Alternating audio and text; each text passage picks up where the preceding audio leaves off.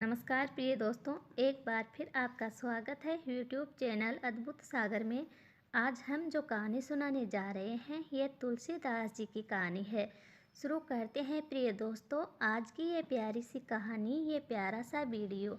एक समय की बात है जब तुलसीदास जी जवान हो जाते हैं तो तुलसीदास जी की शादी रत्नावली के साथ कर दी जाती है। तुलसीदास जी की पत्नी का नाम था रत्नावली और शादी होने के बाद तुलसीदास जी अपनी पत्नी रत्नावली से बेहद मोहब्बत करते थे।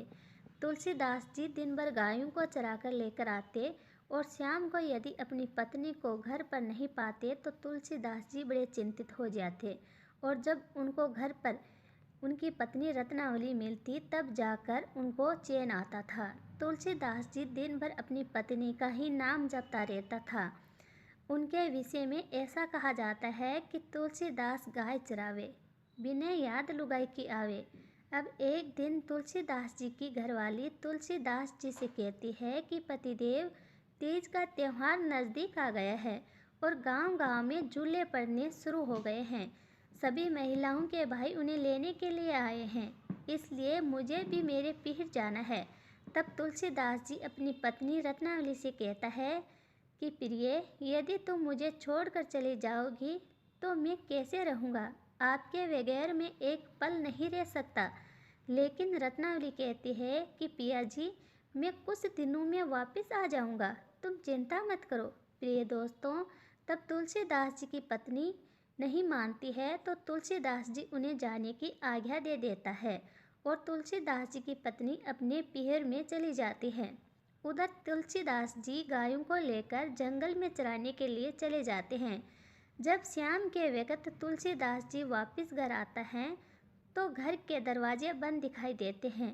अब तुलसीदास जी अपनी पत्नी रत्नावली को आवाज़ देता है, लेकिन रत्नावली वहाँ नहीं मिलती है क्योंकि रत्नावली अपने मायके चली गई थी।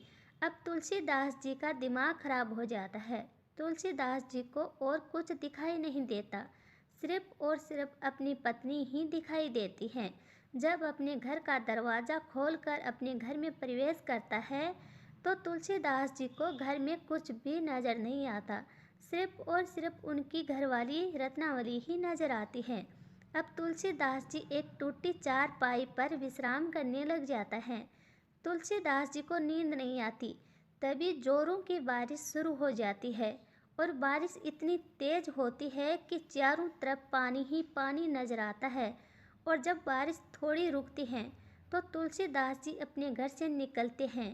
प्रिय दोस्तों, जब तुलसीदास जी अपने घर से रवाना होते हैं वह वक्त करीब 12 बजे का था, यानी कि रात का दूसरा पहर चल रहा था। धीरे धीरे बारिश बरस रही थी और तुलसीदास जी नंगे पैर अपनी पत्नी से मिलने रवाना हो जाते हैं। जब तुलसीदास जी आधे रास्ते पहुंच जाते हैं तो तुलसीदास जी के आगे एक नदी आती है। तेज बारिश की वजह से नदी अपने उफान पर थी।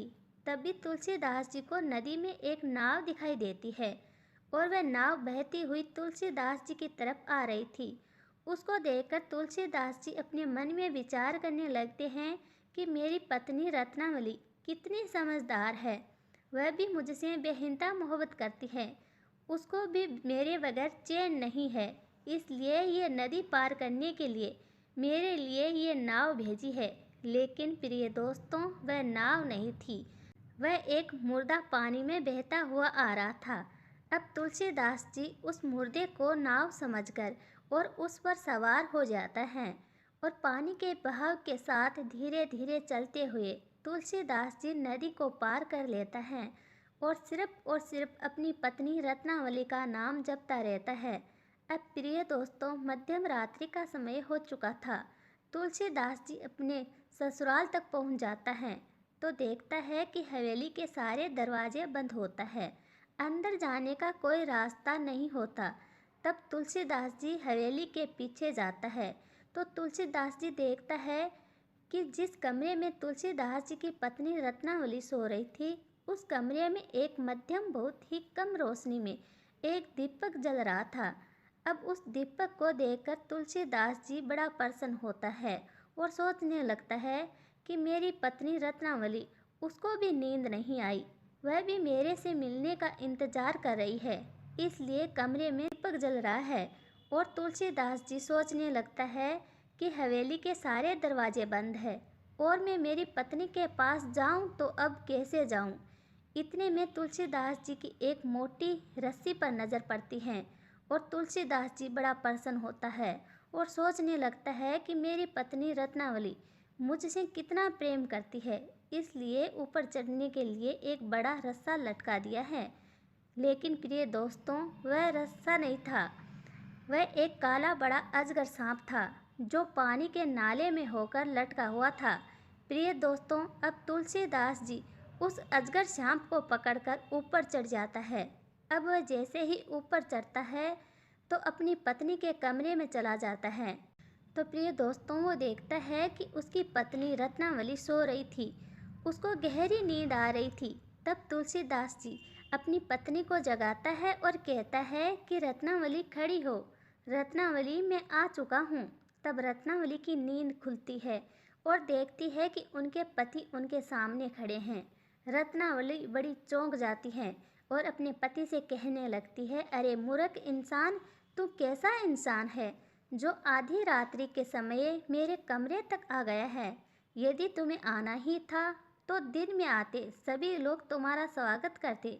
तुम एक चोर की भांति रात्रि के समय मेरे कमरे तक आए हो, इतनी मोहब्बत मुझसे करते हो, इतना प्रेम मुझसे करते हो।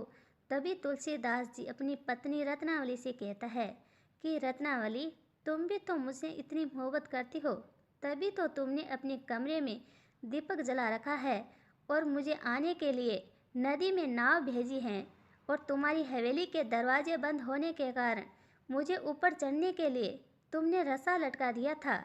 तुम भी तो मुझसे कितना प्रेम करती हो। अपने पति तुलसीदास जी की इतनी बात सुनने के बाद रत्नावली और भी चौंक जाती है। रत्नावली कहती है कि मैंने तुम्हें कोई नाव नहीं भेजी है और ना ही कोई मैंने रस्सा लटकाया है।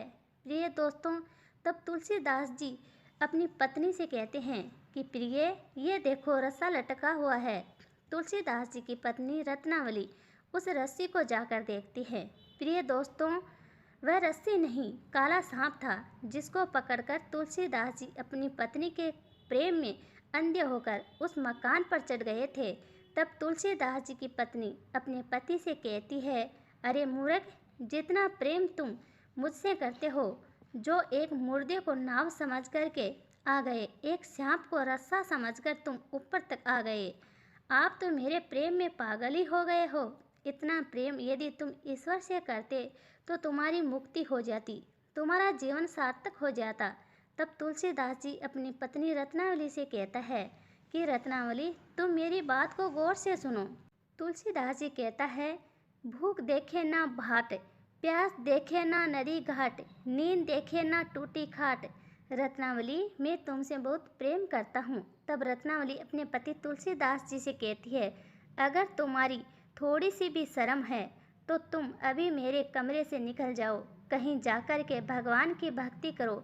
मेरे अंदर ऐसा कुछ नहीं है, मेरा ये मिट्टी का शरीर है, मरण धरण मेरा यही शरीर है। इसके पीछे तुम इतने पागल हो रहे हो। इस पागलपन को छोड़ो और तुरंत इसी वक्त मेरे महल से निकल जाओ। प्रिय दोस्तों, रत्नावली कितनी भाग्यशाली होगी जो अपने पति को एक ऐसी प्रेरणा दी कि उसका पति तुलसी से तुलसीदास बन गया और अपनी पत्नी का मोह त्याग कर उसी वक्त अपनी पत्नी के महल से रवाना हो जाता है। प्रिय दोस्तों, जब रत्नावली अपने पति से ऐसा कहती है कि यदि तुम्हारे थोड़ी सी भी शर्म लज्जा होती तो तुरंत महल से इसी वक्त निकल जाओ, और जितना प्रेम तुम मुझसे करते हो और उसमें से थोड़ा सा ही प्रेम अगर ईश्वर से किया होता तो तुम्हारी मुक्ति हो जाती। तब तुलसीदास के सीने में इस बात से एक घाव जैसे हो जाता है। तुलसीदास उसी वक्त अपनी पत्नी रत्नावली को छोड़कर भगवान की भक्ति करने चले जाते हैं। प्रिय दोस्तों, ये थी हमारी आज की कहानी। कैसी लगी? अच्छी लगे तो चैनल को सब्सक्राइब कर ले, वीडियो को लाइक करें और एक प्यारा सा कमेंट ज़रूर करें। कहानी को अंत तक सुनने के लिए राधे राधे दोस्तों।